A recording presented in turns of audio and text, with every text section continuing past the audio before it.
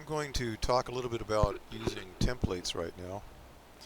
This is where you're at now in lesson 12, where you've defined a struct for student, and student has three fields to it: name, class, and ID.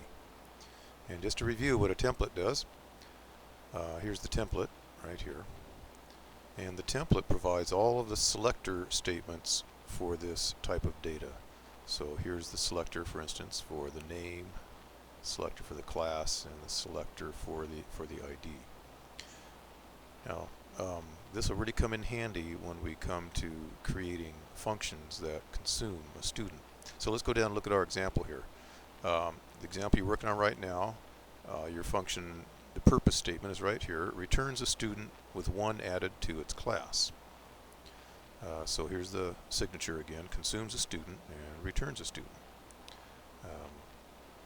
I provided a stub function here for returned a student that has some meaningless values in the field there. And ask you to, I provide one test case and I ask you to provide another test case. So you should have already provided that other test case by now. Now for writing the body of the function, the deal here is a lot of the work's already been done for you right here in the template. So I'm going to copy the template and paste it in. And then I'll come up here and I'll take the this information from the stub function right here. Here's the information. It's got the name of the function that I've given it, the name that I've given it, add year, and a name for the argument as well. And I'll just paste that in right here. Oops, I don't know what I did wrong. Let's try that again. Copy this part right here and paste it right here.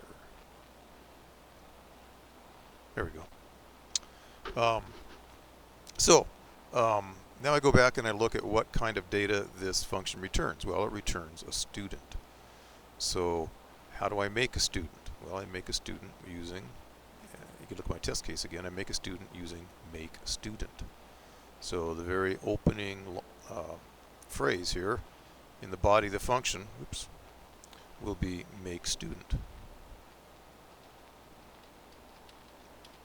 When I make a student, I have to give it these three fields. I have to give it a name, a class, and an ID. Well, the name is not going to change when I make a student, so I just keep the selector there for the name. So whatever student I give it, a student, I'm going to keep its names. The class is going to increase by 1, so the way I increase by 1 is just to add 1. Class is a number, and so I just add 1 to it. So over here I'll put the addition operator, wrong one, put the addition operator, and to the right hand side here I'll put the amount that I'm going to add. So that's that. The student ID doesn't change, so I just leave it like it is. And I'm done. So by copying and pasting the template, I didn't have to go back and figure out, what all the selectors were called and all that kind of stuff. It was all there for me. I had to add very little to complete the body of the function, and a lot of times that's the way it'll work. By the way, when after you do this kind of thing, sometimes the indentation isn't quite right anymore, and you can highlight